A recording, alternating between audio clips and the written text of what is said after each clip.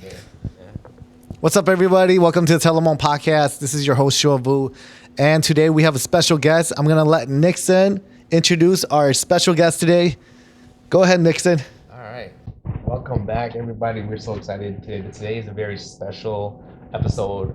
Everything that's happening in our little community here in Minnesota is all over the world. And so what I really wanted to do is introduce you to the different types of people here and share different stories, a different narrative that I think that's super important that we need to discuss, talk about.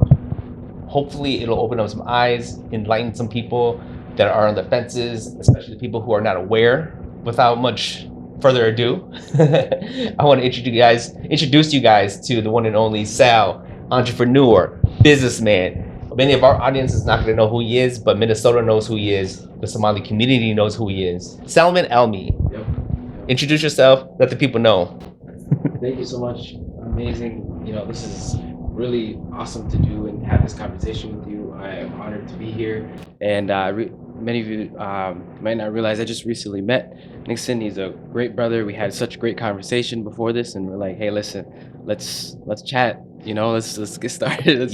Let's have dialogue, and what better way to really have it here. So especially in a climate like this, more than anything. So I'm really honored to be here, and I'm really excited. So my name is Salman Elmi, like Nixon said. I have been an entrepreneur here. I was born and raised here in Minneapolis. I'm from Minnesota. I'm from this community, and I've been building businesses and been an entrepreneur since I was 14 years of age. I've gotten my start from really my skill set was building websites. That's how I got my start.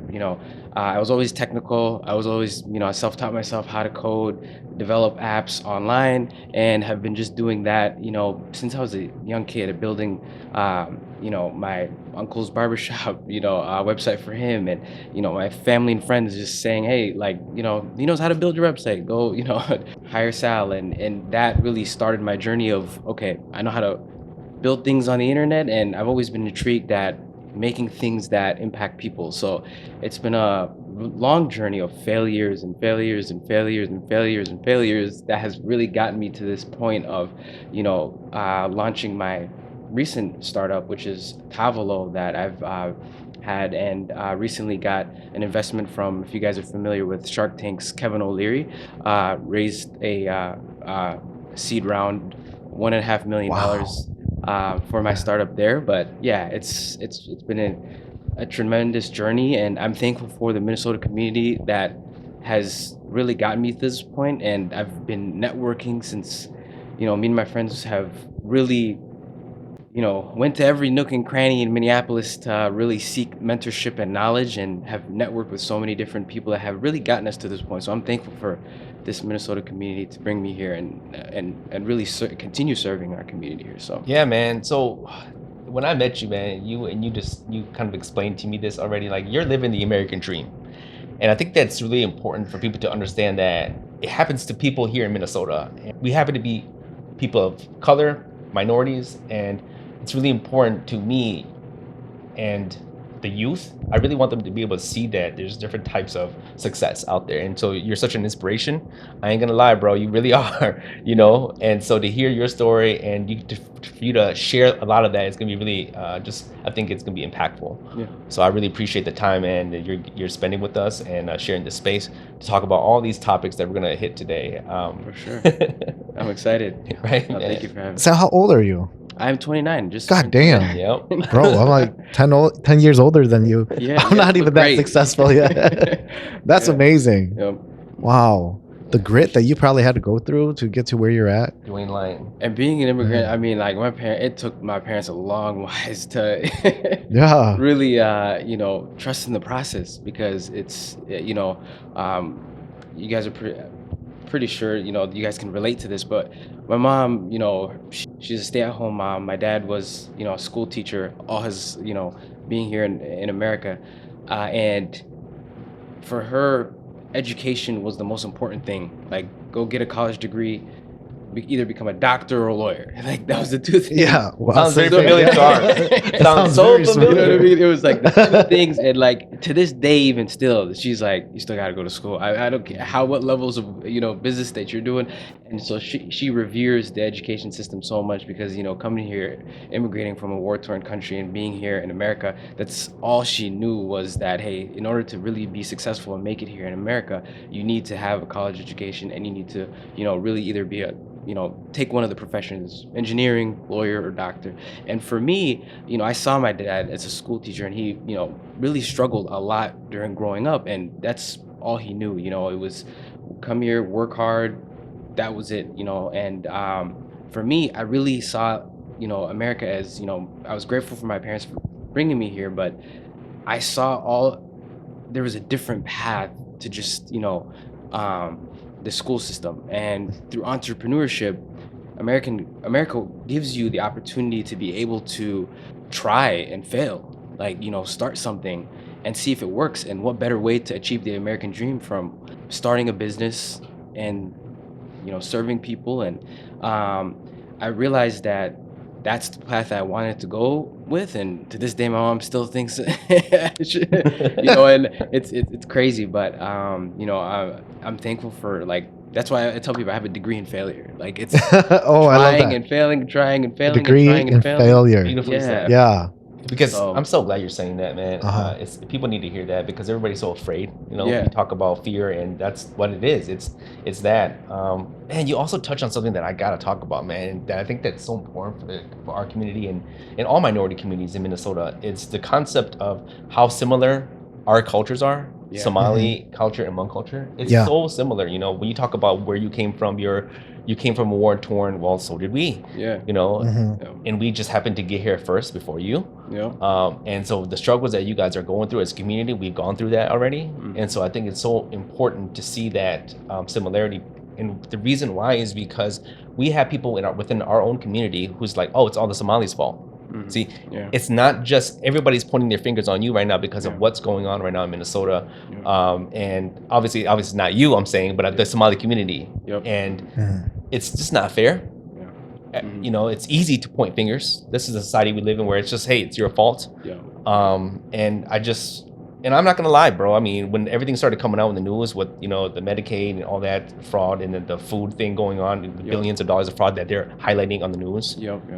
I'm not gonna lie, bro. I'll be honest with you. I was starting to point fingers too, but then that Yeah. is just an example of the ignorance. When we don't, as just our normal human reaction is to be like, hey, it's 100%. you know, Yeah, and the thing is, like, it's interesting you say that is because, like, we all kind of really, throughout high school have always had our cliques. We always feel comfortable being with our own, group of people and circles. And America, like,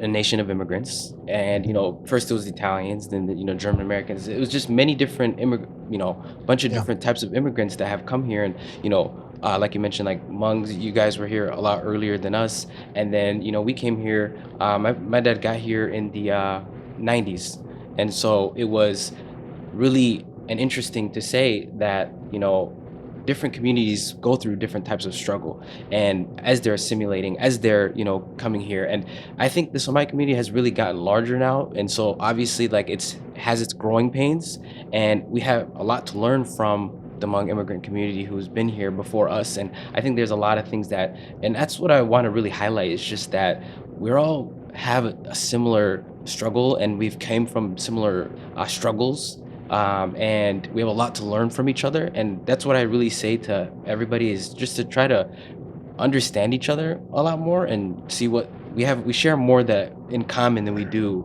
differences. most definitely. And I Yeah. love that. That's the truth. We have more in common than we have differences, yet we focus on the differences more. Yes. Yeah. And I like what you said earlier too about like if you think about the history of America, you think about the different cultures, the cycle. This is just a cycle. It's Yeah. happened to every culture, every Yeah. Germans, the Irish, the Italians, as you said, Yeah. as everyone immigrated into Minnesota, Yep. right? Mhm. It's kind of the same thing, the discrimination type thing. Obviously, I would only, and others would argue that we probably have it a little bit harder than them, Mhm. but nonetheless, everybody had it hard. Yes. And so I think the reason why I'm saying this is maybe this is a time to have a little bit of grace. Yeah. with things, everything that's going on. I think yes, what happened. I don't condone the fraud that's going on, but it's something that I do want to talk about because I think that it's important. I can't speak for the whole Somali community. I'm one individual, but I'm from that community, and it's an amazing culture, amazing community, and they've given me a lot of grace in the different businesses that I've tried and have failed in and really started and pitched to them, and have helped them out a lot. But I haven't really, like you mentioned, like the problems and the solutions come from us really working together to sit through and, like we're doing now, talk through those issues that we have in our communities and how can we find solutions to really move forward from there. So Yeah. being a Minnesotan, it hurts me and pains me that people are taking advantage of our system, but Yeah. for a certain point, right, it does make it where rather than labeling an entire community, I think that there's ways that we can go about conducting and figuring out these solutions. Now, I also see the flip side where the American taxpayer, which we are Americans and we pay taxes, and the biggest thing is, it's where our tax dollars are going.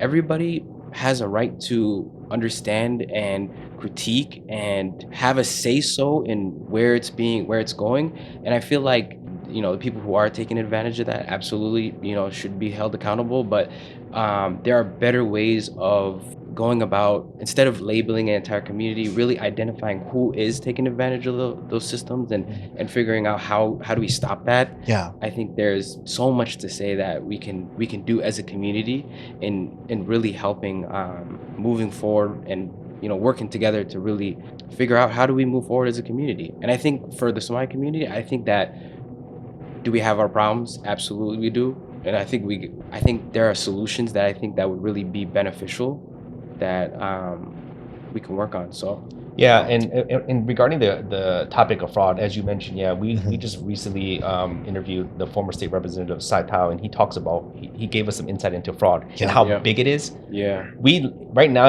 this community is being magnified, right, with a magnifying glass on it. But when you look at the scope of the nation and the type of fraud that goes on, I have this article that I'm going to share that I want everybody to look at, and it's not to make what's happened here small. It's just to showcase how big fraud is. In Medicare, just healthcare as well. And so a lot of stuff is going on, so people just aren't aware of it. In reality, frauds against government healthcare programs are common and costly. Fraudsters routinely scam for billions of dollars. States themselves run schemes of their own. The COVID-related frauds exceeded 280 billion. Another 123 billion were wasted or misspent. Even Obamacare's enrollment fraud is pervasive and likely costly. 27 billion in 2025 and 21 billion in 2024. So again, it's not to dismiss what happened here. It's just to showcase how big it is and what's happening, that we're being targeted in this scenario. 100%. I think there's definitely a reason behind that. But I think if you look at, for example, for the healthcare space, there's a lot of budget that's allocated towards Minnesota specifically like that. Minnesota is one of the largest, as far as healthcare wise, we're ranked the top in the country, in the nation, for healthcare, and that's because of the amount of different services and different solutions that someone who needs healthcare can get. And I think that with that, there's a lot of money, obviously, that goes to solving these solutions. And I think, is it mismanaged? I definitely think that for sure, there should be more protocols and ways to identify those issues and stop the people who are taking advantage of those programs, because at the end of the day, it just hurts the taxpayer. The taxpayer is the one that's at fault here. And it's not something that's should be, I definitely think that highlighting it is one thing, but doing something about it is a more important thing. And I think that I trust our justice system. I think that they can definitely work towards figuring out who is taking advantage of of our systems, and it hurts us Minnesotans, and it's sad to see that. At the end of the day, Minnesota is a beautiful state. It's one that I choose to live here and be here and raise a family here, and Even when it's get negative married 50 today. here. Yeah, it's negative 50. I still want to come out here. I think Yeah. Minnesota has beautiful lakes, and it's just the uptown 2016. I want to get back to the the Minnesota that really like was just fun and just a meshing pot of different cultures and communities, and everybody gets along. And I think that with us, there's a lot more people here, I think, that are coming into our state. And I think that like with every community, I think there's larger pockets, but I think that really makes it more diverse and more fun, I think, because you get to have all those different. And one thing is food. The food diversity here in Minnesota is slept on. People don't understand Ain't that. lying. Like people think that New York and LA and like they have us beat. Like we have a lot of cultures here that have amazing food. Yeah. So it's like, and that's one of the things, like with Tavolo, like we, my company, like we started off helping restaurant owners find customers, because we were surprised. Like what we did is we created an app, right? Initially, we had a contactless dining app, because me and my business partners, we were like, why is it so weird? 2020, it's 2025, 2024 at the time. Like, why is it so weird to get a check? It should be just the easy, quick tap to pay. Like, just as how easy it is to DoorDash some food, you should be able to have the same ease to order from your phone, and your meal's ready and you can leave when you want. We pivoted, of course, from that idea, because people still wanted that human experience, and that showed us as a company, that didn't really work out, because people still crave the human connection of the waitresses, people coming to the restaurant and sitting down. And what I mean to say, and what my point is that like Minnesota really like opened our eyes, because when we created this series called "What's Your Favorite Restaurant in Minneapolis," and we would just take random people across to their favorite spot. We did, find them on the street, say, "Hey, what's your favorite restaurant in Minneapolis?" And we honestly did not expect that to go viral as it did, but it went crazy. I'm talking about restaurants that were inside gas stations, and the food diversity here. Me as a Minnesotan, I did not know that we had such amazing cuisine here in Minnesota. Yeah. If I wanted to go and eat at a different place every single day in Minnesota, like Minneapolis, I could, and I'd always be finding new spots. And I think that that's a great thing, because of the diverse food that we have. We have Jamaican food, we have Somali food, we have Hmong food, we have all types of, we have Latino, like different communities provide. I don't want to eat Somali food all the time. Right. You know what I mean? I get sick of my own food sometimes. You know what I mean? But not just, my mom's cooking is amazing. Yeah. Shout out, mom, if you're watching. Like not to say anything about your food. Your food is amazing. But like, if I were to, like, the different amount of food that's in Minnesota really shocked me. Like when we did that series, because of how many different options there were, and I think that's what makes us as a community better. Right. The different cultures. You don't want to eat just one plain food all the time. Yeah. So I think you bring up such a great point, because it's something that it's the type of the people is what makes Minnesota great. Yeah. That diversity that people are complaining about right now, it's easy to forget what makes it great. We have all these beautiful restaurants. We are a mecca for cuisine now. I feel like you said, it's being slept on. But if we talk about that, how did we get there? We got there because we have diversity here, right? Yep. So it's sometimes some people look at it like, oh, that's a bad thing, and then there's, I don't know why they would, but then there's people who look at it as a great thing, because I think about cities I travel to. Typically when I want to travel, I like to go to places where I'm going to have some good food. Yeah. Right. And so now Minnesota is that now. It's becoming that, outside of just being known for being cold. So we have that. And I think it's a beautiful thing. And I wish that if we think about what connects us, food is what connects us. Absolutely. And we forget that in light of what's happening. We forget about all these things, and it's easy just to point fingers, which is what everybody is doing right now. So again, I'm glad that we're talking about this. I think that this is such a good step forward. Can you talk about what your thoughts on right now with ICE? What's going on? We didn't talk on it. We talked about the fraud part. Now I want to know what your thoughts are on ICE. Yeah, no, with ICE, I think like, the purpose of, ICE being here in Minnesota, I think like, to get dangerous criminals out, all of that I really, support and understand, like that's the vision, right? But coming into our communities and picking up American citizens, like, I mean, that was like, I think it's gotten stretched a little too far, and I think that it's gotten away from and I think there's just a lot more just like agenda and a different viewpoint that's around it. But to come in to our city and take criminals out of our city, I get that. That's one point. But to really harass communities, I think that that's where drawing a line, it's taken too far, because at the end of the day, Minnesota is a great state. We want to keep this a great state, and we don't want people to come in that are just harassing. And I have nothing against law enforcement. At the end of the day, they have a job to serve, and they're humans at the end of the day, and a Yeah. lot of them are Minnesotans. Yeah. Like, they're people at the end of the day. They're not here to, they have to serve their community. Yeah. So that's all I really want to stress the importance of, and to let these ICE officers know, at the end of the day, everybody is intrinsically good. At the end of the day, like, they have within their soul, they have a need to do good. I think that with what's happening, I think we need to just come back to the morality of how things are. Like, the morality is gotten to a point where we don't really care as much if somebody dies or somebody is bullied or harassed. It's kind of just gotten to a point where it's just, we're desensitized to that. Yeah. And that's the sad reality, and it's happening in our community, in our beautiful state of Minnesota. It's disheartening to see that, and So- I don't want to see that happen. I want it to Yeah. No, I hear you. disappear. So I hear you, but I'm gonna just tell you what the temperature is and what people are saying, okay? And I want to know Yeah. your honest thoughts. yeah, People are saying that the reason why ICE is here is because of the Somali community and the fraud, Yeah. right? That's what they're saying. yep, And so, how do you feel about that? yeah. Obviously, you didn't do it, but I'm Yeah. saying the community, your Somali community, It's is shed a being light looked on at. it. Yeah. I see what you're saying, like, in terms of it's almost retaliatory, so having our community be the one that ICE enforcement is honed in at. And then I think that that's, to be honest with you, there's like an overall propaganda that's around that, to really create and incite fear in the communities. And it's really targeted towards Minnesota being such a great state. Like, we're a very happy state. We're a great, we have amazing infrastructure here. Crime, people talk about crime all the time. Like, I've lived here all my life. I was born and raised here.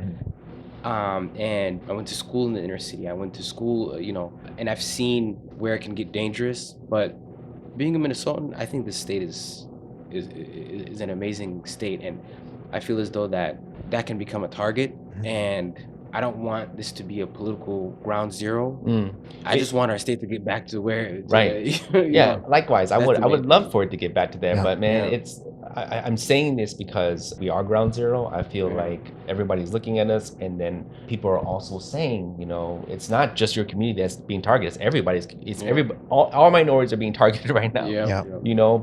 But even they are pointing fingers at your community, saying they're here because of you. We're all over. That's what's going on. Yeah.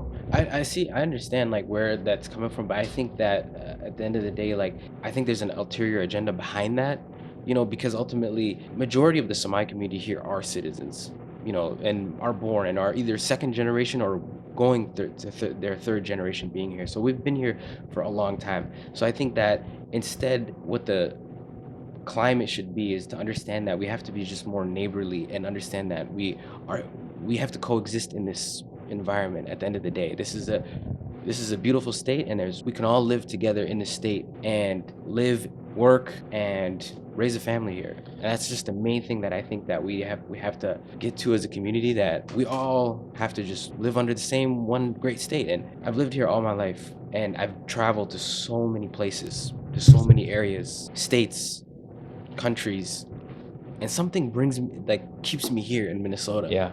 And that's just the thing. It's like Minnesota is just is where I've been, and all I've known here. And I Yeah. think that us as a community, I think we should all really just stick together, just be more neighborly, like, Yeah. because that's what my mom taught me. That's what our faiths teach us to be. Love thy neighbor, be a good neighbor. Like, in Islam, we're taught that you have to, if you move into a community, you have to take care of your neighbor. At the end of the day, like, I have a responsibility and a duty on my faith to make sure that my neighbor, regardless of their faith, their religion, their color, their skin, whoever they are, this is just what I have to do.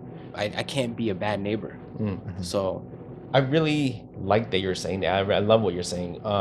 But here's what a lot of people say, and this is, and I'm gonna tell you what someone who I admire his work. He's a evolutionary psychologist. Yep. He studies cultures and things like that. His name is Gad Sad. Highly recommend everybody look him up. But he wrote some amazing books. But he says something very specific about Arabic, and he says about Somali culture. And this is what he says. And I want to read this to you, and I want to know what your thoughts are on this. Is that Somali culture is essentially incompatible with American values. Even though you just said, some very American values type thing, you say that. I mean, and I hear you. But from a standpoint of the culture, is he saying that it's just not compatible with American values? This is why we have constant conflict. How do you feel about that when you hear someone say that? So I know it's not accurate, because the thing is, living and being, I grew up from I'm Somali. I was raised in a Somali household. I know what the teachings are, what we're expected to do as a culture wise. Specifically, like, culture is just what separates, you got faith, you got culture, right? At the end of the day, like, but if you separate all of that, at the end of the day, I was raised as an American. I'm an American.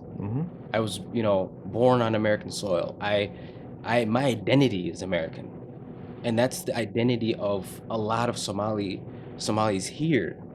A lot of my friends, like, one of the first things, as our faith, not I would say our faith, like, in our families, our parents would try their hardest to preserve, the language. Yeah. Like, but when you're here in America, like, the main thing is that American culture supersedes it all. And in the faith base, when you look at faith, you have to follow the rules and laws of the land. That's what my Islamic faith taught me.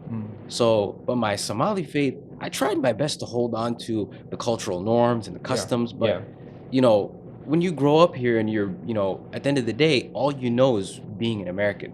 And I would say all of my friends are raised with the same values and principles. They have their, of course, their religious beliefs. Some are religious, some are not as religious, but they embody the American spirit, the American hustle, the American, culture more than anything. Now, I would say to that, like, if it was in Somalia, then that's a whole different story. It's like, that's the land, the law of the land abides there. Everything is all different. The culture is there. It's all one group of people. But over here, that gets tossed out the window. As soon as you were born in this country, you have to follow the rules and live in this society. Because that's the requirement. First of all, that's the requirement in the faith. The faith teaches us that if you are in a country that is not of the same faith, religious background, you have to follow the rules of that country, and you have to respect those rules. That's what my faith teaches me. For my culture-wise specifically, my mom taught me to, regardless of whoever is in front of you, you treat them with dignity and respect. And you always, anyone, no matter their situation that they're going to the point where my mom, I've seen her just countless times, just all she knows is just to donate money. Like, she's just been donating money that's all she would do. That and it's like, familiar. yeah, she's just donating money. And I'm like, Mom, we don't got no money. Why are you donating it? Like, what the heck? Right. So she would just be doing that, and she would have nothing. She was just a stay-at-home mom. My dad worked, and then whatever was left, she would just donate it. She would just go find a cause, and she would say, that's who you need to be as a first of all a Muslim, and then, like, this is what I taught you to be. It's like, you need to support people no matter what they are. So, like, I understand if that was that. So I don't relate to it. I don't see it. That's the thing where I see that disconnect, because this is all we know. And, like, most of my friends growing up, half of them don't speak could barely, like, my brothers barely speak Somali. Yeah. They can't talk back to me in Somali. My mom, like, that's so similar to our culture. So I got to agree with you. Yeah. So no matter how much that people say, like, Somali, granted, Somalis, like, try their best to hold on to their culture, and when there's a lot of people, it's easier to hold on to culture. And that's one of the things that also, even for our community, I think they've just have their cove and their safe spaces, and their safe spaces have gotten larger and larger, and there's a lot more places. Like I go to places, I'm like, damn man, I'm gonna see a Somali here. There's just so many of them everywhere. I'm like, shit. That's like, I mean, it's like a, damn, it's I'm a gonna see a no, mom and yeah, brother here. it's like a running joke. Like even dating wise, like you would have to be like, oh shit, there's gonna be uncle over there, or uncle, and they're gonna. It was like you'd have to like play. You have to dodge around all of that. Go to Yeah. coffee shops. Oh shit, there's a auntie or uncle there now. It's like you try to like but at the end of the day, we're intrinsically just we're American before we're Somali a lot of times, Right. and like we try our best to hold on to our culture and our at the end of the day, but our faith tells us at the end of the day, like be good to people, and with our Somali, like we try our best to our mom gets at me all the time like speak Somali, because how are you going to speak to your grandmother or grandparents, like what the heck, like that's all she knows, and I'm like, mom, I know, I understand, but we all talk in Somali, like what, in English, like we all speak to one another at home. Growing up, we spoke English to each other, and my mom would be like, guys, like you guys gotta So try to hold on to your culture. So that's why, like, so for Americans here, I've never seen it. I haven't seen that. I think like with generations as they go on, they're more American than they are Somali. Yeah, so you and I and all of us are both second generation immigrants here, and so we were born here.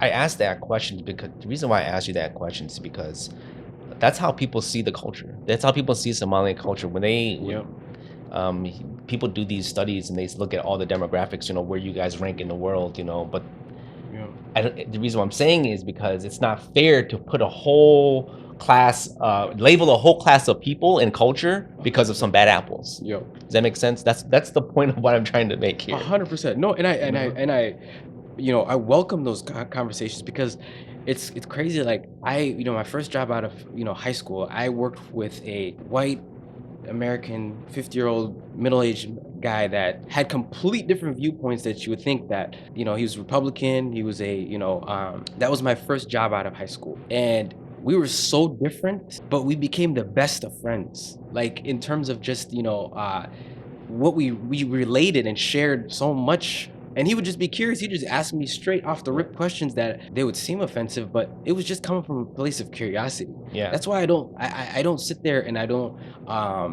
look at questions. Questions are just coming from a point of curiosity. And I think that for our Somali community, I think we should look at it as that there aren't a lot of people don't understand us as much, and they don't understand who we are. So it's important that we welcome those questions without being angry or coming from a position of it's coming from a lack of understanding.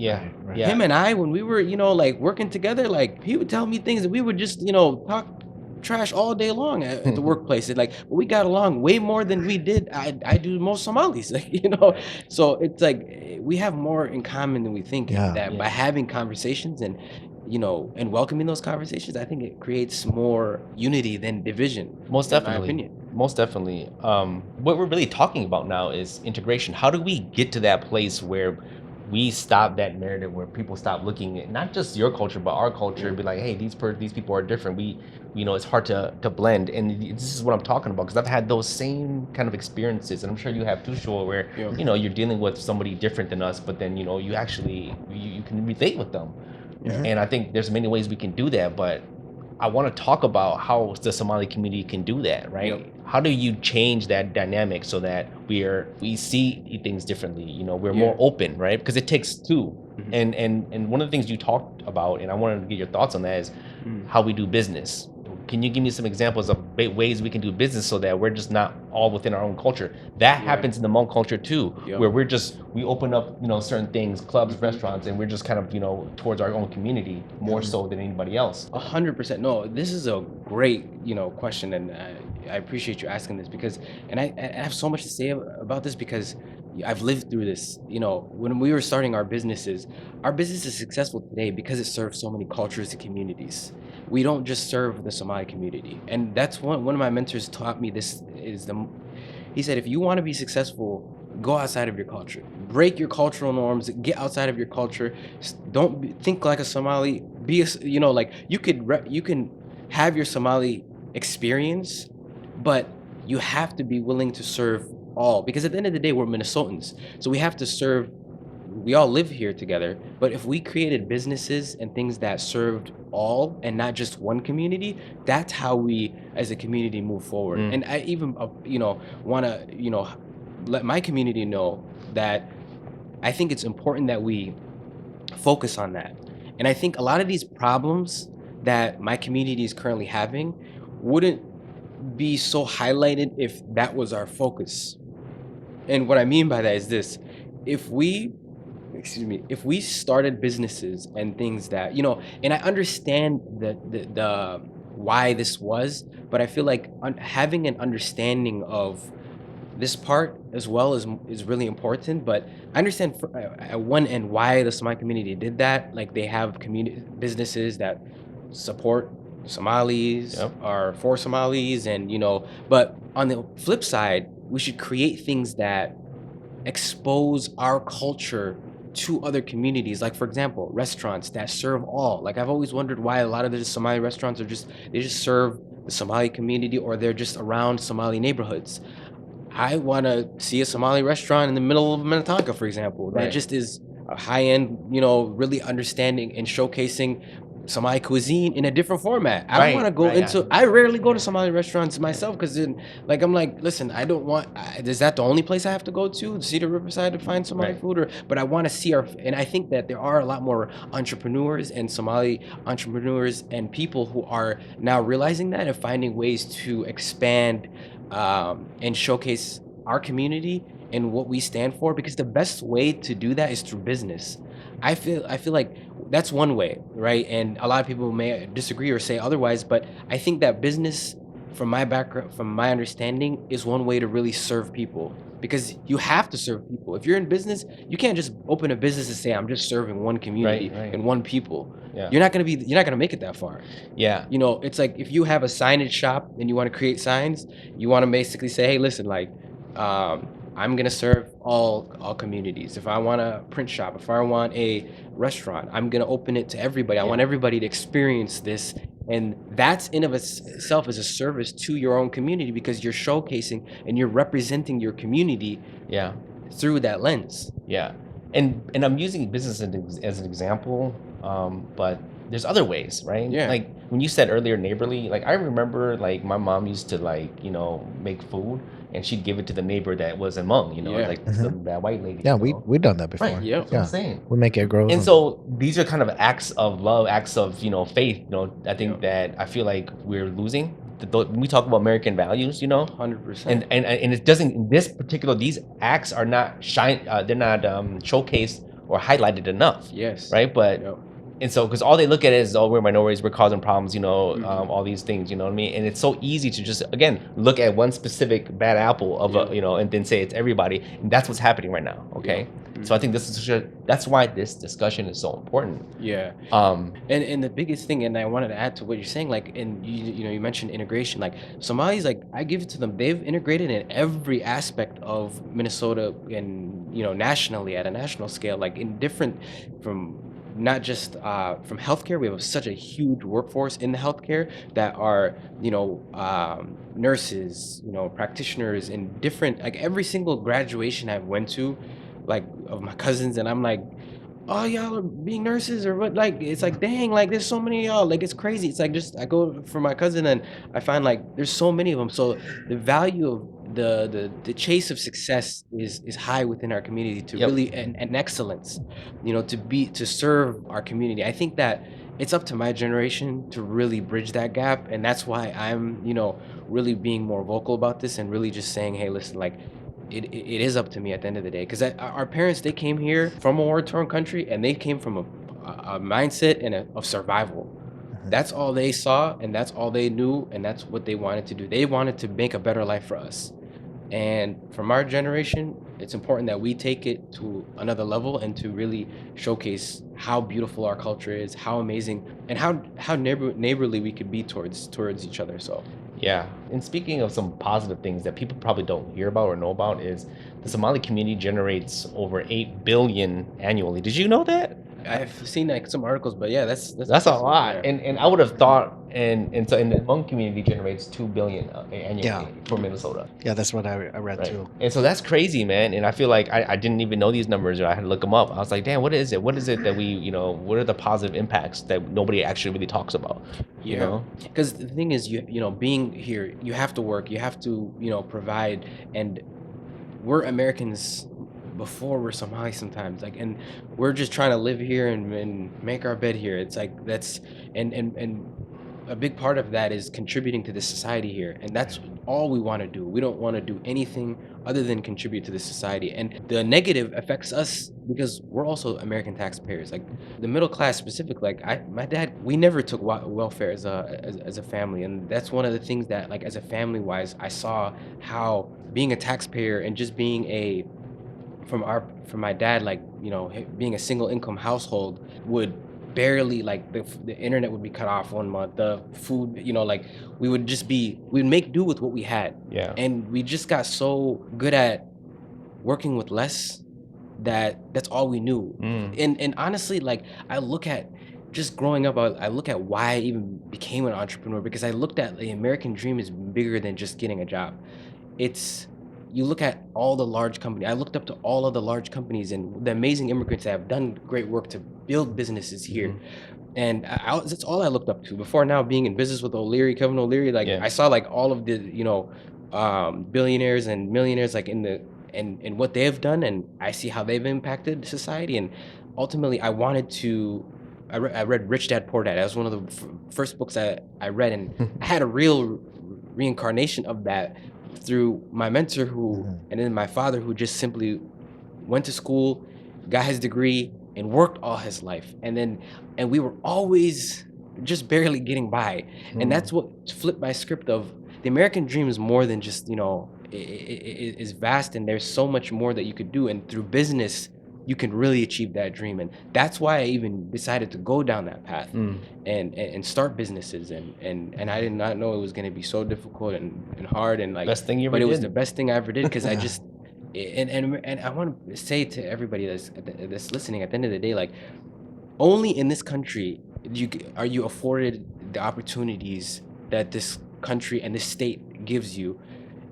If you try opening a business anywhere else in the world, you're not, like, do you know how many hurdles you have to jump through to create, you know, a business, to start a business, to deal with all of that? Like, America is the only nation that allows you to fail, like, and start a business. Like, if I failed more than like, if I look at all the LLCs that I've created and like, just create another LLC, I'm like, I have a graveyard of LLCs that I've created, and they haven't worked out, but it taught me so much in just in business and in life in general. I'm like, man, like, only in America can you really try and try and try and try, and you will eventually get rewarded for chasing that American dream. And that's what makes America great. And as a nation, like, you can try, and it's just a beautiful, you know, thing to see. the more you talk, Sal, I started to think about this. I feel like you're an anomaly, bro. Like, because But it's crazy. You know what's crazy that you say that though? I thought that way too, right? Because I'm like, listen, like, but there's so much people in my community that don't really share, and they're just affected by this, and they just don't really they're just going about their daily life. Like, there's so many Somali Americans that are just like, and I talk to them on a daily basis. They're just getting by, trying to figure things out, raising a family, trying to build things, do the right thing, pay their taxes, you know, and then this comes crashing down on them, like, and they just feel like they're just voiceless. They just don't know what to say, and then, you know, they don't have an outlet, or they don't, you know, and they share a lot of what I went through.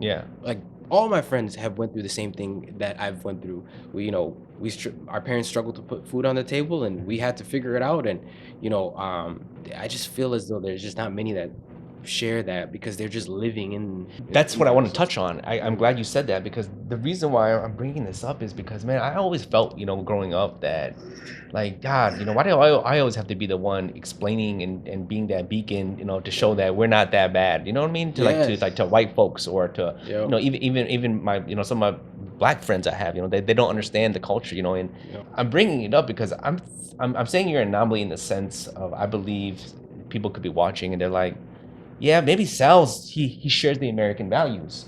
Maybe Nixon does, maybe Shaw does, but maybe I just think that the rest of them they're not like that. You're just different.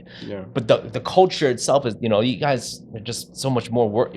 There's more negatives than positives. You know what I'm saying? 100%. I agree with you. Like, there are more, you know, our community gets painted in that light because I feel like there's not much understanding.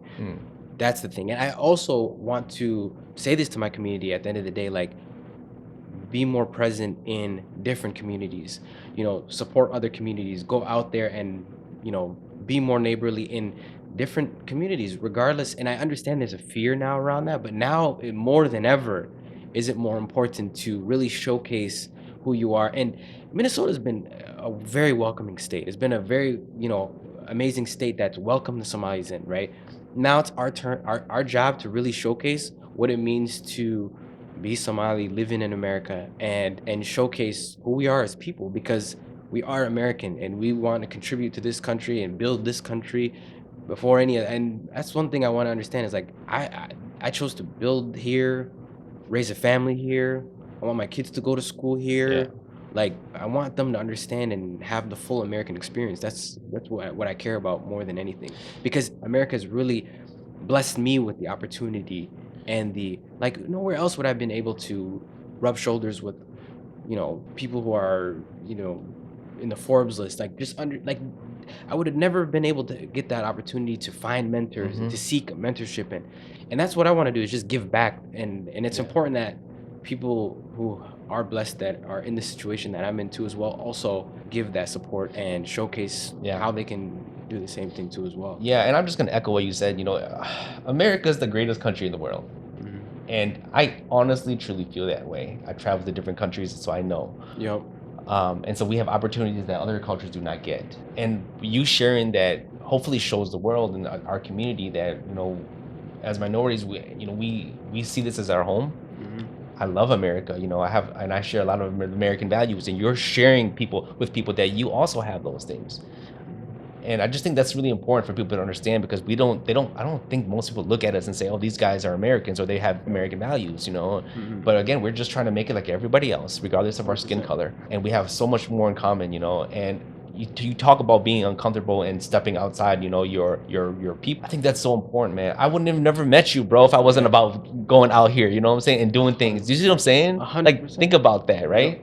It's like I wouldn't even have had the opportunity, because if I was uncomfortable and so used to just doing my own thing, and that's what happens with a lot of our community. We stay within our culture. We just like going to the same restaurants, same clubs all the time. Yep. You know what I'm saying? But I've never been like that. But again, could I just be an anomaly because I grew up in a different neighborhood and setting than they did? Yep. So I have a different mindset. Could it be that? How do we change it so that we make it so it's more comfortable for everybody to think like that, like we do? You know what I'm saying? 100%. And I think this, like what we're doing right now, is more important than ever, because where you get your information now really truly matters, and to really gain perspective from different people and to see what people have to say. I feel like what's out there currently only on the internet right now is just the negative, and we don't highlight the positive enough, because obviously negative news spreads faster than positive news, but ultimately now more than ever people are seeking out the good, because in our nature we're all looking to just live here and raise a family here and just coexist in this community, contribute into this community, because at the end of the day, like, we're grateful to be a part of this beautiful state, and all we want to do is give back to the state that has afforded us the opportunity to be here and welcomed us. And Minnesota has welcomed the Somali community, and that's one thing I want to let people know, is like we're more than grateful. Like, if my parents didn't have the opportunity to come here and to get an opportunity to be here, I wouldn't be here. I would probably be in Somalia, probably, and trying to figure things out. And I don't know how I wouldn't have had the opportunity to build a business to this level. I don't know. Like I would have, I always say, I love you're saying that, because it reminds me of our story of our culture. Like there's two major decisions, where there's lots of decisions, but two major decisions I always feel like if they weren't made, we would never be here. We'd still be in the jungles, bro. Yeah. Or we're not even born. I wanted to ask you, Sal, since you were born in America? Yep. Okay, so have you ever been back to Somalia? Never have been. I haven't been to this continent of Africa. Oh, wow. That's the one continent I have not been to. Okay. Have you been planning to ever go back there and see? I mean, yeah, I definitely would want to make a trip there. I've seen a lot of progress from my country. It's changed a lot, since, and I hope to see it continuously progress and grow and continue building things that really help the community that's there. But I I'm just really right now, and like I have family members there still. You know, I Oh, have okay. my grandma lives there. You know, Okay. so of course I would love to see her. But the biggest thing is that like I have a lot to do here to Yeah. really impact. You know, because Minnesota's been great to me at the end of the day, and I have a lot of work here to do. That You explains, know, yeah. That's very so true. and now more than ever, now I have more work to do to Yeah. really just like really Mhm. showcase to people that, you know, not only just building my business, I can't just be selfish to build my business, and I have to really now support my community in changing the landscape and the narrative that's been Right. shifted on my community. I just feel as though that extra burden is now, apart from the Yeah. burden of trying to support my parents, trying to support, what do you call it, family now. I just recently Mhm. got married. Now I have to, you Yep. know, figure that out and worry about payroll and do all of that. And Oh, now I got an extra, you know, as immigrants, absolutely. we're so used to carrying so much weight that I feel Uh-huh. like it's like, I mean, and I look at that also as a blessing too, because at the end of the day, God tests people who, at the end of the day, can really, Can handle you it. know, handle it. And I Yeah. don't think God doesn't put, you know, stress on people that really, it doesn't test you with, and this is what we believe in our faith, is that we, you know, doesn't test the soul more than what it can bear, right? At the end of the Mhm. day, like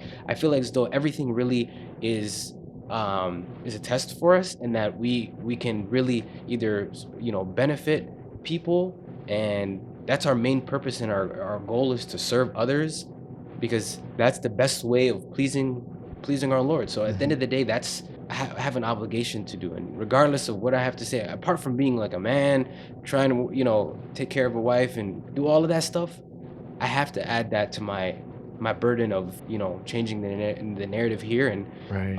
and helping Minnesotans. Like I just don't want to serve just my only Somali community at the end of the Mhm. day.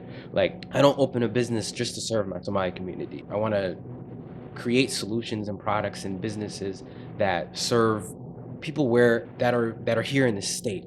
And that's one thing I want to remind, you know, people watching, is that everything, whether it seems so out of reach and you feel like you can't really impact certain things, if you really look at from a local level and what you can do, you have so much tools at your disposal that you can really Yeah. There's a lot of impact. resources. Yeah. Yeah, you can Mhm. really impact from a local level. Like look at what you're in your city. Like how can you serve your city council? How could you, you know, benefit your local community, your street?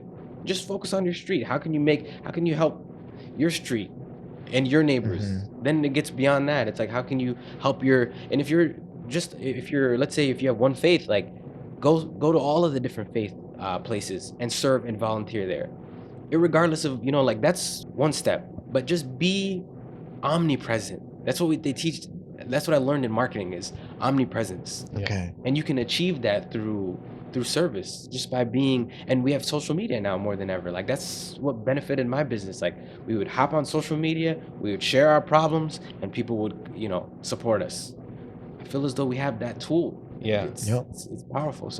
So I have to ask this question because I forgot it when we were talking about it earlier, but this is really important because I'm really curious about this. You know, a lot of people feel like what you just expressed Mhm. is honest, it's real, it's what you believe. Mhm. But and I hate to bring it back to it, but this is what happened. You know, a lot of the money that people made, especially the Somali community made, they funneled it back to Somalia, Mhm. right? And so again, people are just gonna say it's you that feels like, hey, you know, you're contributing here. You want to, Yep. you know, keep your money here. And but the thing is, most Somalians, they funneled their money back that were Yep. doing the fraud, right? Yeah. And for us as Hmong, we don't Mhm. have a country, so like, you know, I know that we would support people that got stuck back and, you know, that didn't make it to America. So we Yeah. would always try to, you want to help them. Yeah. But what was happening was a lot of that money got funneled back there, and Americans would say, why doesn't it stay here? Yeah. For our family, you know, it was like, you know, $50. Like family would call us and be like, yeah, I need $50. Like I really need, you know, support. It's like the small amounts of money that really would just help them get by. And intrinsically that's good to really support your family back home, right? But I don't know about that amount of money that was leaving, and if people were doing that, like I definitely think that's completely wrong, and that we should investigate that, figure out what's going on with that. But Mhm. I don't know if it's built that, if people back home, because the country is still going through the same turmoil that what it has gone through Civil War days. Like, Yeah. it hasn't really gotten a lot better, and that's one of the reasons why I haven't visited. I do want to go someday, but at the end of the day, it's not objectively better. It's still reeling from the issues that it has. But the money that's here, I don't know much about those fraud cases that are happening. But if that's what is happening, then I think our justice system should definitely, look into what's happening with that and figure out what's going on. But for the most part, I know majority of our Somali friends and family that we know, they're building a life here. They're buying homes here. They're buying vehicles here. They're putting the money that they earn through their jobs, through what they're getting and what they're earning, by circulating it into this economy. Paying taxes. And paying taxes. Yes. And because they're here. They're not, like, I would see if that argument would hold weight if there was a lot of them, but I see majority of them are here. Yeah. Majority of my family chooses to stay here, so that means they're spending money here. They're circulating their money here. So and we have this thing where within our community, like, saving is a very important thing, a part of our community. Like, families will come together and, like, that's how go through those tough times. Like, we'll save money. Like, my mom's always been saving. She'll always, like, save money with different family members, and, like, if let's say somebody has a death in the family, to cover funeral costs, stuff like that. Like, because that's all we had, Of course. Yeah, we call that like a yuto is what they call it. It's like they'll save money, and then, like, they'll for people who need it, and who are and each family member will, like, just, whether they need to start a business or they need to, like, that's how we help each other. Because for Somalis, it was hard for them to get loans, go to the banks, because they didn't understand the system here, so they have to really rely and trust each other. So it's a system built on trust. Yeah, that's exactly the same thing that we have too. Exactly. Because funerals aren't cheap. Yeah, 100%. They're not cheap. 100%. Especially here in America. So they know that, And and going that's through why school. going through school. Yep, and weddings. I don't know about your weddings, Oh my but God. our Don't weddings, get me started on those. man. I'm still in debt for my wedding.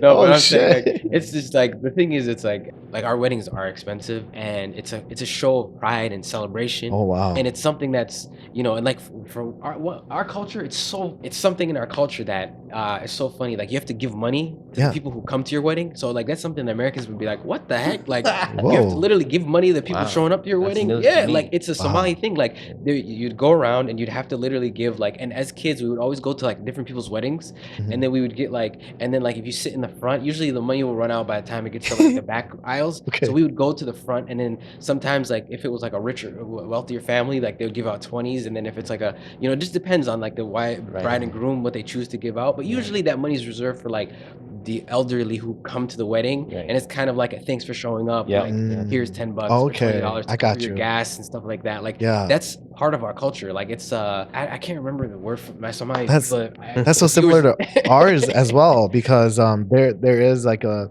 little culture that is based in there where if you show up to the door and they don't let you in, you got to sing a verse, and then you got to learn those verses, and then now if they sing their verse, you understand what they want. So now you got to give them money to open the door for you to go inside. So then you can talk to the elders, and then you can negotiate prices on the bride.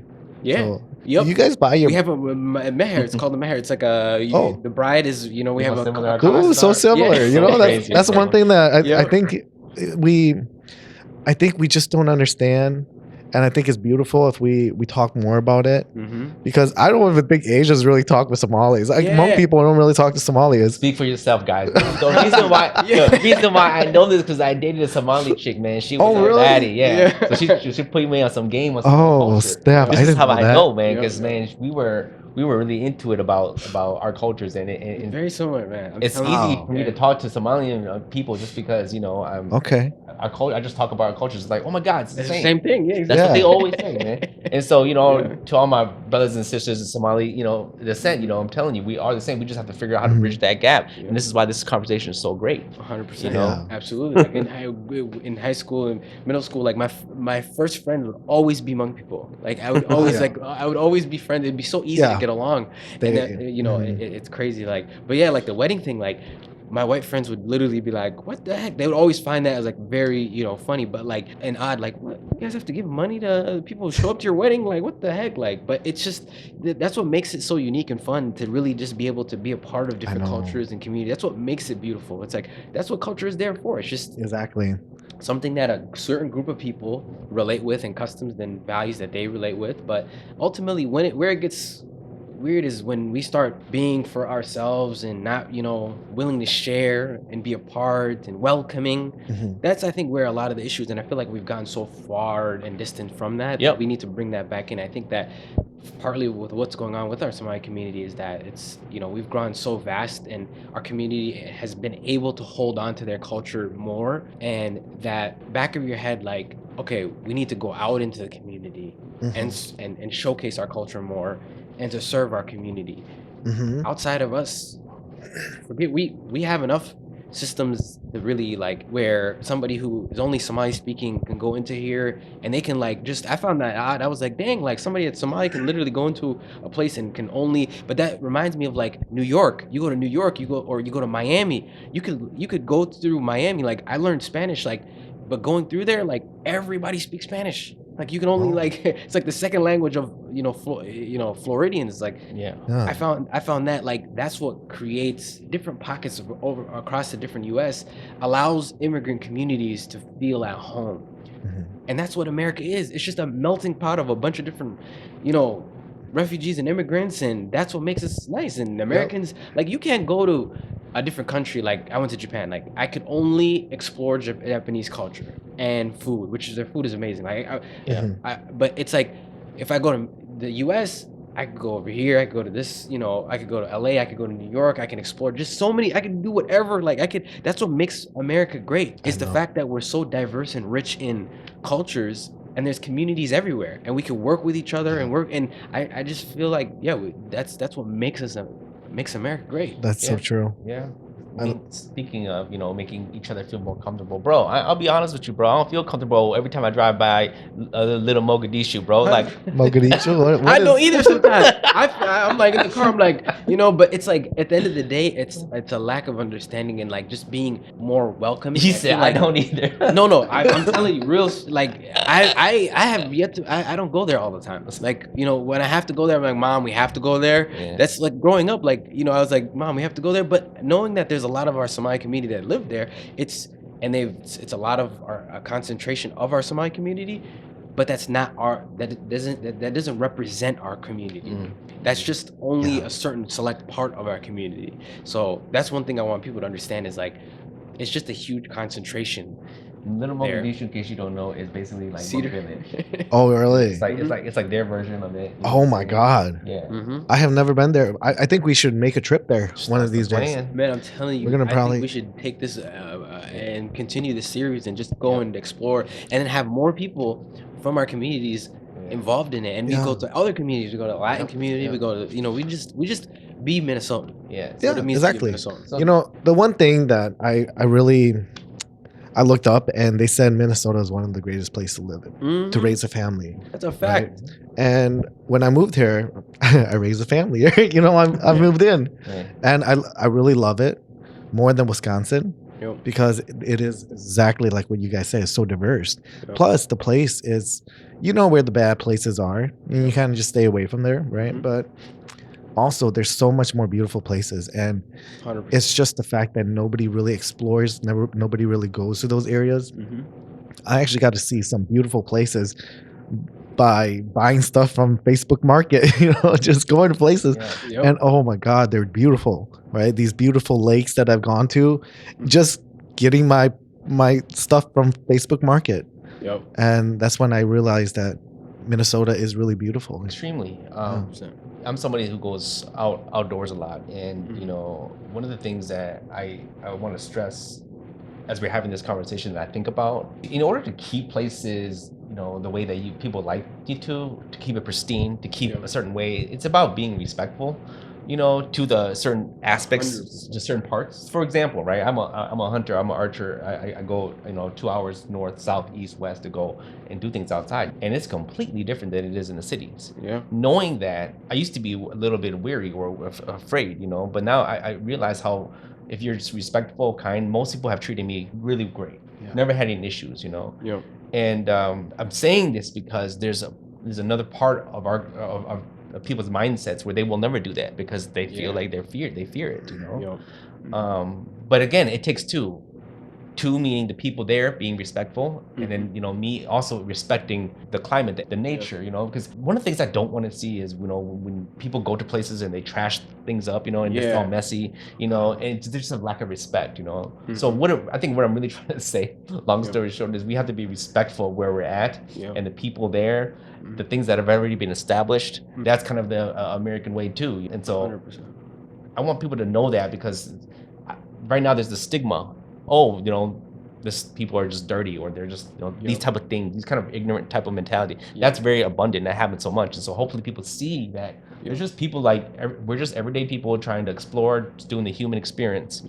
And hopefully we can do that respectfully and immerse ourselves and be that beautiful, diverse thing that we're talking about. Yeah, and then it's important for even you know, since the people who represent those communities, like for example, you know, my Somaliness, like if I go, it's important for me to remind my Somali brothers and sisters that, and check them when if they're doing things that are not you know, and be vocal when they're not being respectful of certain areas or certain places, and you know, because I share, and that's one of the things like that's important is we share the same struggles with our, you know, stories, so in our background, so if we can help translate that experience and help them, you know, understand it more. So For sure. especially those who haven't been here as long as our generations have. Yes. And I feel like it's our responsibility to be more outspoken too as well,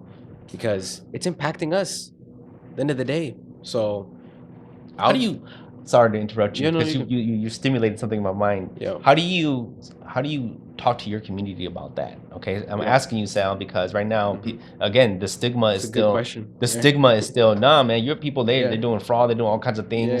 We don't trust them, you know.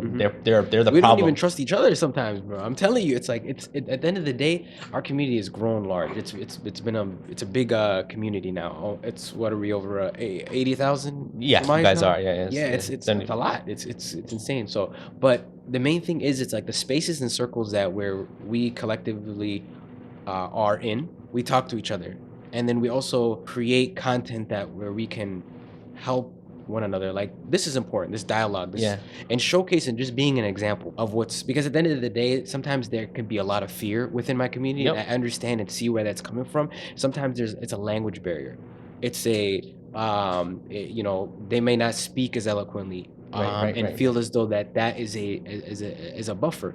But if we create spaces for them where they can come and even though they may not speak the languages as great, they have a lot to say, and we shouldn't overlook their experience. So I think it's important for people like us, second generation, to create those spaces for them. And that's one of the things that we've done is, like, you know, we created like this growth conference that was majority Somali young aspiring entrepreneurs that we haven't found spaces for us to really go and network. We created that, we held that annually. It did really well. Like people showed up, and we were surprised as to how that there was so many people that that were looking for something like this. They were looking for spaces. Like we used to go, it was just so unorthodox. Like what we would do is, when me and my business partners, what we did is we were starting our businesses. We literally went to every single, you know, the website is called meetup.com. We went to every single meetup event in Minneapolis. I'm talking about yoga and coding, like just different, like random. I'm talking about like so many different spaces. We were legit the only Somali person in the room, like Somali, or like we were the only people in that room. And people welcomed us. Minnesota, like people realize at the end of the day, Minnesotans want to understand different cultures.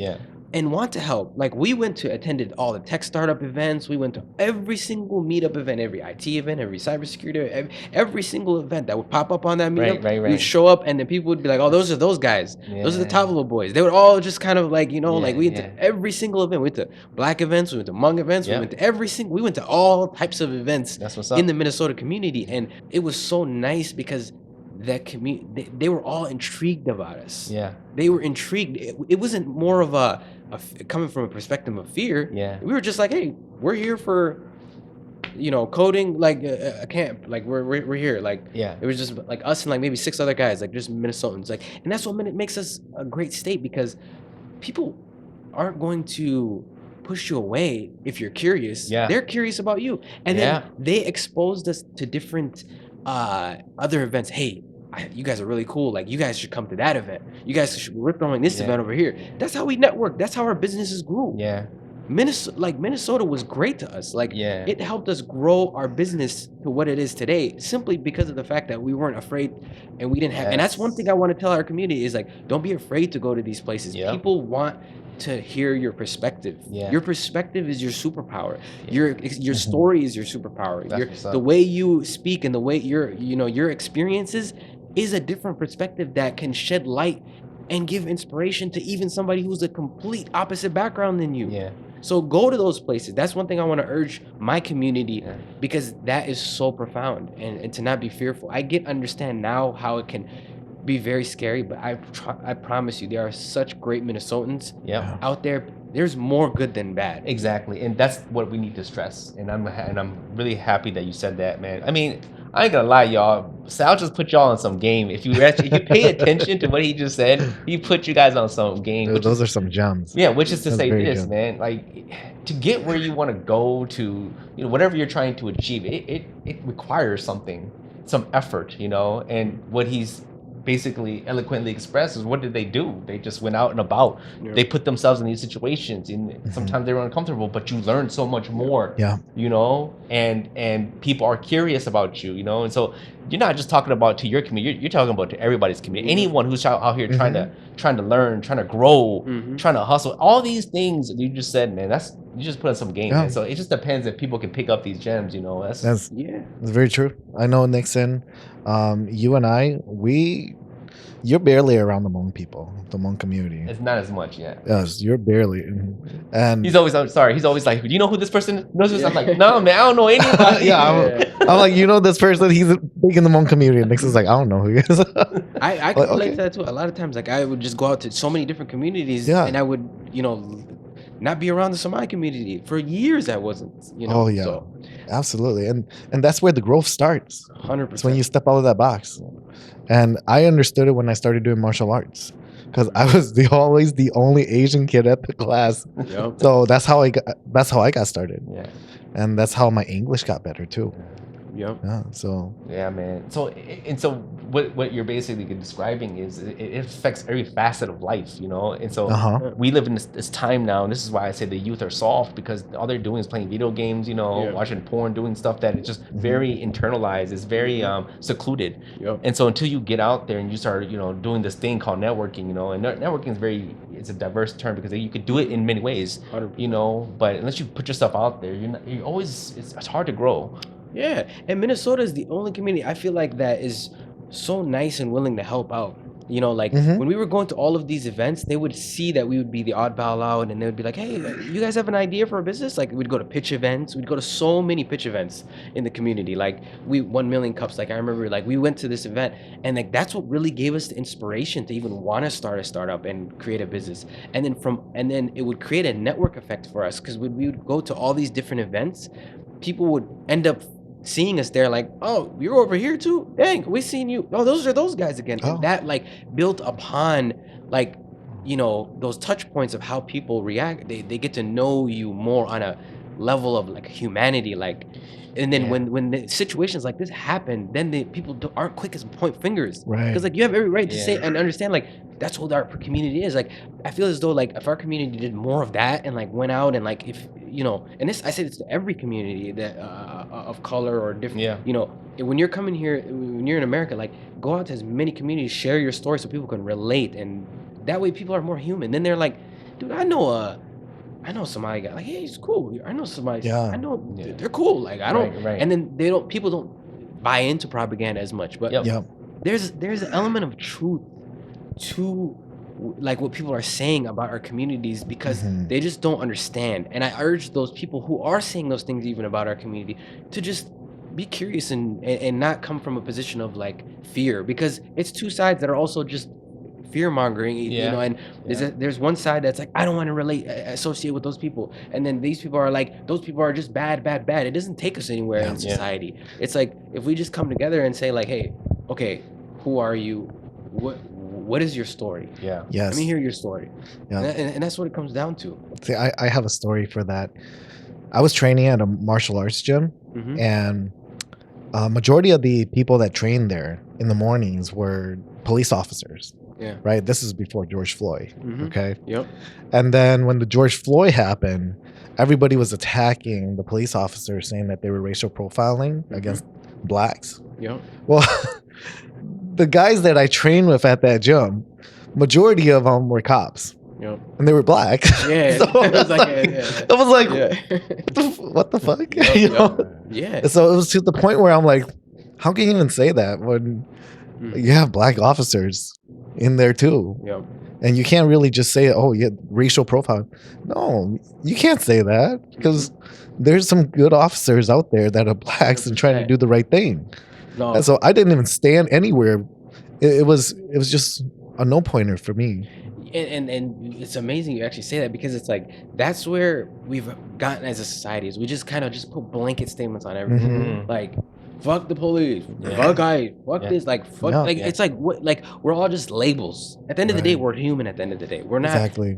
We all have to live with each other at the end of the day. So, okay, how do we get past that? We understand, like, when these people are in those communities, you mentioned like black cops, right? Mhm. Or like say a Somali cop, for example, right? Which there are many in the Somali community here in Minneapolis. Your identity and your, you know, who you are, just only shapes your story to be able to relate to somebody else of that same ethnic background, and to help translate like your experiences, and to help them not fear. That's really essentially what it is. It's like, listen, like, I'm a black cop. I'm here to make you feel safe. That's what a black cop represents. That's what a Somali cop represents for the Somalis. That's it. But the essence of it, the cop serves the community, the Minnesota community. It's not a Somali American cop serves only Somalis here. No, that's not that. You become a cop, you serve the community here as a whole. Your Somaliness just helps you relate to another Somali. That's it. That's really it. That's all that does. And it's important that when those people are in those roles, we understand that. And I feel as though a lot of Somali Americans understand that. And I don't understand the stigma behind where people are like, just these blanket statements of like, the humans at the end of the day. Yep. There's people behind those labels that you're just blanketing.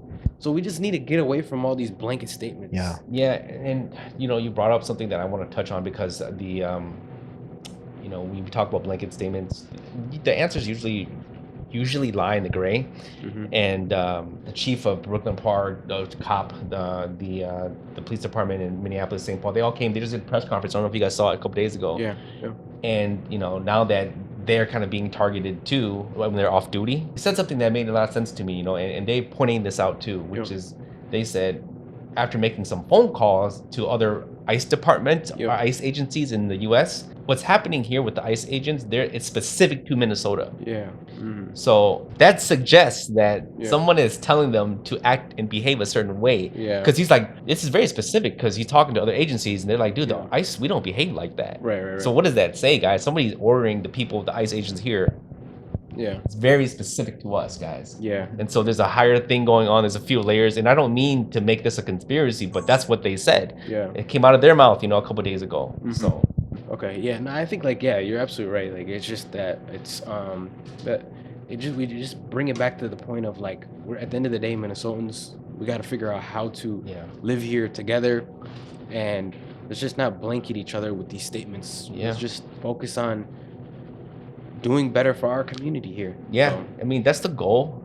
The execution's the problem, bro. I'll be honest with you. 100%, absolutely. But we did point out some solutions here that I did. think people can take away from. I hope so. And I think that's something, you know, and we talked about this offline, like that we wanted to do something like this, like a series where we go out to different communities and, you know, like different and support different small businesses in our community. Because I know there's a ton of fire amongst us that that you could take me to that I want to go try, and that opens my lens out, and then I can share that with my community, and then I urge my community to go support Hmong's places, not just only Hmong, but just Latino places and just different other communities that are in Minnesota that we have so much to offer each other, and we do. And I think that like we're all here just trying to live. We are, and that's why this discussion, this conversation is so important, and I really hope people see a different light, a different narrative. I think that's my biggest goal in this. You know, there's people out there that are trying to do the right thing. We are just trying to do the right thing, and I hope that people understand that, and I'll be able to have set mindset about things. And sometimes, you know, 100%. And I was like that myself, bro, for a long time. I have to be honest, bro. Like, I wasn't always this way. I would see certain things and be like, nah, man, I don't want to be part of that. I don't want to even try, you know. And then you finally try and you put yourself out there. You're like, man, these people aren't that bad. This food isn't that bad. You know, it's that kind of thing that I'm really hoping that people can change their mindset, have more of this growth mindset, because it's gonna help your everyday life. It's gonna help your experience, your human experience. No, this is amazing you said that, like, human experience. Like, that's something we all have to constantly seek to just, you know, live a life that is constantly curious and just learning and understanding, because the more we learn and understand from different cultures and different people, the better that we all do as humans. So I'm just gonna say, I gotta play devil's advocate, man. Some people might look at us, I mean, watching right now, they would be like, man, some people are just trying to survive. Some people like is it hard to think this way? Like, I don't know, is it easier said than done? You're absolutely right. Like, I think it's harder to implement, but we got to take those steps, and like baby steps. So let's just, you know, first it's the dialogue, then it's the action, you know. But I think that we can do it all. I think it's something that, you know, we're, as immigrants, you know, we're used to just having to carry the load of our parents and figuring out things, and you know, that's one of the things that's our immigrant experience, you know. And I think immigrants do so much to contribute to America and to create great products and companies here that serve American people. You made a very good good statement there. And one thing that I would like to say is that if you're not Native American, you're an immigrant. You've been a fucking immigrant. People forget that. They do. I mean, just because you're white doesn't mean that you're not an immigrant. You were an immigrant before. Absolutely. So people forget that. They forget that. And like one point is like Elon Musk, like he's created great products that Americans have, not just Americans, but people have used all across the world. Like, I've looked up to Elon Musk. His like, I feel as though that like what he's done, he's an immigrant. He's you know, from South Africa, and like he's created so much that Americans can benefit from. Like, his products are great products. So I think that immigrants have done so much to this country to make it a great place, and I think that the more that we highlight that and showcase the good that we've done, the more people will relate to our stories and see that, hey, they're just another kind of immigrant. And that's their story. So you know. Well, I think we covered so much, man. What are we forgetting? We have to go to what you guys are talking about. We got it. We're gonna do it. We're gonna do it because I wanna showcase a lot more of your culture, since I never knew that we had so much similarities, and it's so beautiful in some ways that we don't even see. And so I have to follow you guys whenever you guys go to the absolutely. And then you can come with us now to our Hmong village. We'll go. A Somali wedding, you guys would be like, dang, okay. But I think. I mean, like, people are starting to see me and Nixon quite a bit on the podcast, and we do get out there. So hopefully nobody starts stalking us over there. No, I urge people to really, like, you know, come try these places with us too as well. Like, I think that would be really nice to see, because we'll highlight a lot of great small businesses that are Hmong and that are Somali that are doing things the right way. And I think that's also, you know, the biggest thing. Like, it's great that you mentioned that. You know, the biggest thing from all of this that's happening, a lot of, you know, that I've spoken to a lot of the Somali businesses that are doing things the right way, that are highlighting, that are just doing it.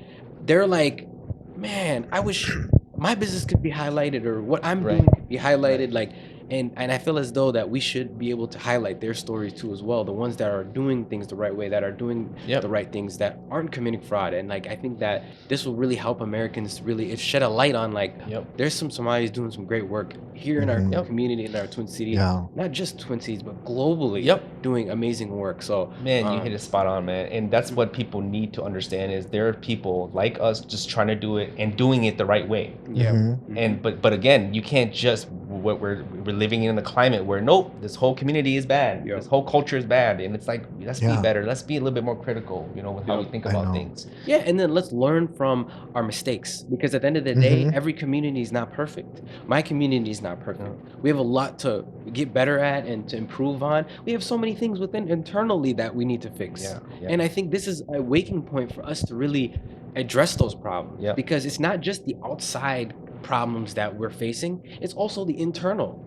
Our communities struggle with a lot of things, like one of the biggest things, which are like tribalistic bullshit. Like that's something that's that's ongoing with us too, bro. It's like it's internal. I like as an American, when I've came to this country and I saw that, and I like would see that like tribes are the most bullshit thing that ever exists in, like it's so archaic and backwards, and it doesn't matter, and it doesn't, like doing business with only certain tribes, all of that shit, like it doesn't matter.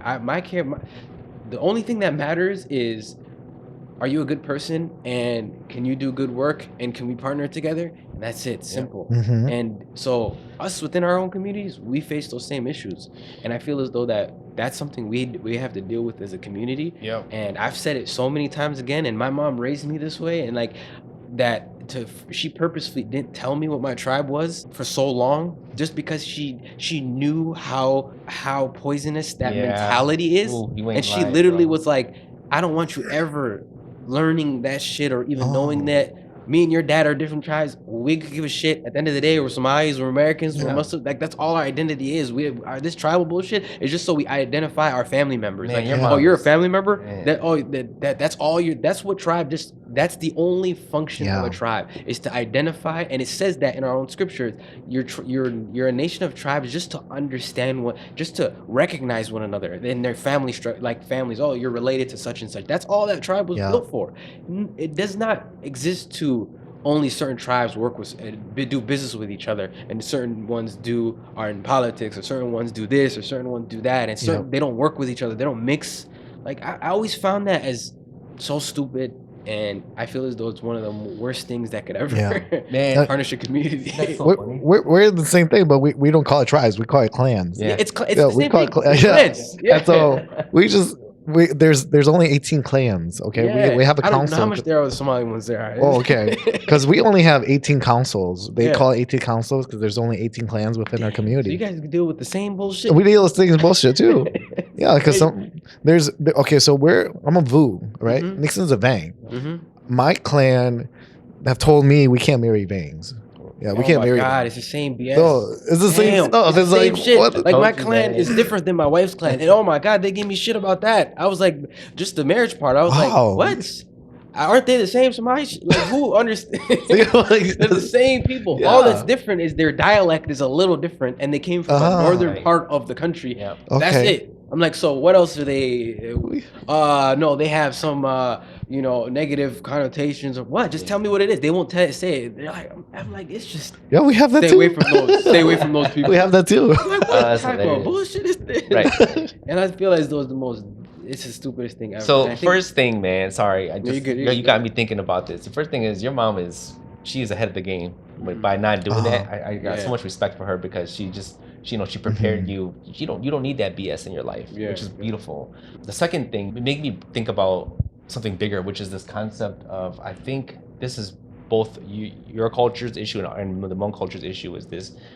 And I want people to understand that we don't all think like that, which is, sometimes there's a lot of this you versus me mentality. And what I mean by that you versus me mentality is, being Americans, we have to change that mentality, that mindset, where it's not you versus me, it's not white versus black or white versus, it's more like we're us. We're all the same. That's the shift that is really what I'm trying to say, Sal, and what I'm trying to figure out how we can solve that problem, because that's what happens a lot is this us versus them kind of mentality, and I see it in our culture and I see it in your culture, and that's the thing that I wish, if we can pivot away from that and go to this other place where, hey, we're just all Americans, it's us, there's maybe us against the other world. I mean, the other countries, but not within ourselves. You hit it right on the head. And like my mentor literally says it to me. My mentor's he's a Black American, and like he their experience is unique to America. For what they struggled with and what they went through in America. Like I've seen that, and one thing he told me and taught me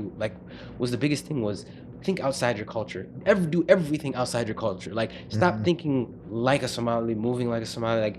And it served me so well in business and life that I look now today, I employ every other race, culture, and like you look at my offices, I don't have any sort of people who like you look at it, you're like, damn, is this the United Nations? Like it's just a bunch of different people, and it's made us so powerful. Right. We are more profitable like that. We are better off like that because all our unique experiences, we talk shit to each other all day long about our cultures and all types of stuff, and that just makes us American. At the end of the day, we are American first, and it's our shared cultures and experiences. Like, hey man, let's go to your spot today. Let's like your guys' people's food. Like we talk shit to each other all the time, like and then like so. But it's like at the end of the day, we understand that it's just that's like what you mentioned. Like if we do that and we get to that, we will be more profitable. We will enjoy great food. Have better experiences. We'll live a better life. It's a hands down. If we get to that, so I really urge that. Like the quicker we can really get to that point, it's euphoria. And we're gonna show you how to do that. So yes, absolutely. So, oh man, this is a great conversation, man. Did you have anything else, brother? I think the only difference with our culture and your race and our race, probably you guys probably have bigger cocks than we do. I don't know. I don't know where that came from. That's what they're always talking about, right? They're always tripping about that shit. We have some Asian, like what's it called? Like from part of the world, we're East African. I don't know about that. So I don't know why you said that. But let me share something from my experience since we're on that topic. Because I've dated very multicultural. I ain't gonna lie to you, bro. I never had any complaints. So, because it's how you is. Oh shit! So we gotta stop this. Oh man! So we have to stop that narrative that that's not a fair statement. Yeah, absolutely. And I ain't lying, bro. Like I put a hand to God, bro. I'm telling you, bro. I've been around it. I have never had anybody say like, if anything, it's the reverse. It's wow. Yes. I'm surprised. Yeah. So we have to change that mentality. Yes. That's that comes from a place of. That's once again a blanket statement.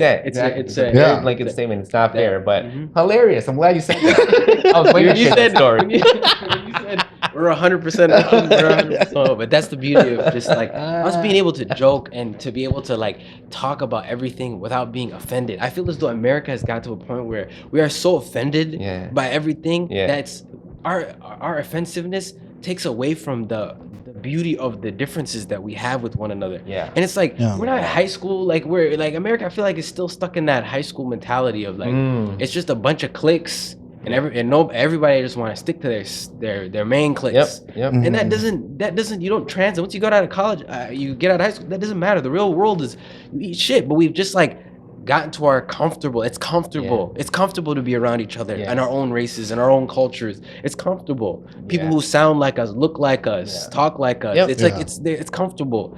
But I urge people. I swear, once you get outside of that, you live a better life. It doesn't serve you to think in that manner, is what you're saying. And so I totally agree with you. And I hope that what we get out of this, I hope what people get out of this is like they're seeing a different side that exists. That how human we all are and how we're just all trying to make it, and we embody the American spirit and the values. We really do. And so let's get all this chaos out of here because it doesn't belong here, and let's bring it back to the ways that we all want, or hopefully that we all want. Because people don't know that, they don't see it that we want it that way, but we really do. We just want to live together. in peace. 100%. Mhm. And enjoy each other's cultures. Enjoy the Yeah. food, the music, Right. every single thing that makes cultures great is the Yeah. difference. Is you don't want to be in the same stale, boring, what's it called, town all your life, and you've Yeah. never been exposed to everything. Some people do, bro. I ain't gonna lie. You're No, I right. agree. Yeah, some people do. Yeah. Mhm. And to those people, I tell them, like, if you're gonna do that, just like have an open mentality and just come down to the cities, or come to places where those people are there, and I promise it's not as bad as what it's Yeah. perceived. Like it's not. It's really not. I'll just add one thing because I'm that kind of person, and I'll tell you what I mean by that. I mean, I'm the type of person where I see myself living in the mountains, living by myself. There's nothing wrong with that. Someone, I know, but I want to get to something with that, Yeah. And the reason why is because I've been around the cities enough, I love it. Don't get me wrong, but Mhm. I'm just saying that there's people that have that same mentality where Yep. they just want to be by themselves. They like the solitude, they like the Yes. peace, Yep. And what I say is when you visit places like that, just respect, that environment, especially as minorities, we have to do that. And everybody has to do that. Forget that statement. 100%. Everybody has to respect that, because we want to maintain certain things that exist that are beautiful. Yep. And we want to add to that. We want to complement that. Mhm. And so hopefully, we have that mentality, no matter where you go. Yep. And so we can work better together in that fashion. So, Yeah. I mean, gosh, we talked about so many things, bro. I don't know what else we could cover. Yeah. Yeah. No, you guys haven't even light up yet. Bro, we got too involved, man. This 100%. conversation got too deep. Yeah. Oh, No, this was That was a amazing. good conversation. I love it. Man. Yeah. Anything you guys want to know more about, or anything, just any more things about the community, or anything No, else? this was I would love to. I wanted just to touch on this because there's so many, but I ain't gonna lie, bro. There's so many things I actually really want to talk to you about, man. Yeah. We have to save that for the next episode, but Let's I ain't do it. lying, bro. Yeah. Our Go commu- deeper, too. Yeah, our community would love to know more about your business mindset and Yeah. how you approach things. Yeah. I think that'll benefit so many people. 100%. And so I think the next episodes we have to talk about that. I'm so excited to get because you the things that you've gone through, most people haven't. Mhm. Things that you experienced, most people haven't. Yeah. And I think that would be so beneficial, man, to our community and young people, Yes. especially young people, man, out there trying to Mhm. hustle, trying to change their, where they're at in life. Yeah. I mean, it's helped me, man. Yeah. Talking with you, knowing you just for the brief. I only met this brother 3 times, and I'm like, every time it's rare to meet people that you can just click with, and Right. understand. Just like you and me. Yeah. Man, when I first met you, I was like, shit, Short just gets it, Yeah. and I want to be around good people, and that matters to me. No, I appreciate that. I'd love to have this conversation again. Like, you guys are amazing. It's just just our similarities are so vast, and the perspectives that we each share, that's what makes our community great. It's like, and we have so much to learn from each other. Yeah. And that's the thing, and I feel like that's what takes us far. Yeah. So Yeah. So hopefully we can all do that, and hopefully you guys see what we're trying to accomplish. for sure. All right. Absolutely. Oh, we have to do that. Where can people find you, brother? Yeah. Yeah, so you guys can find my handles are all Top Figure Sal on Instagram and TikTok, and that's where you guys can find me.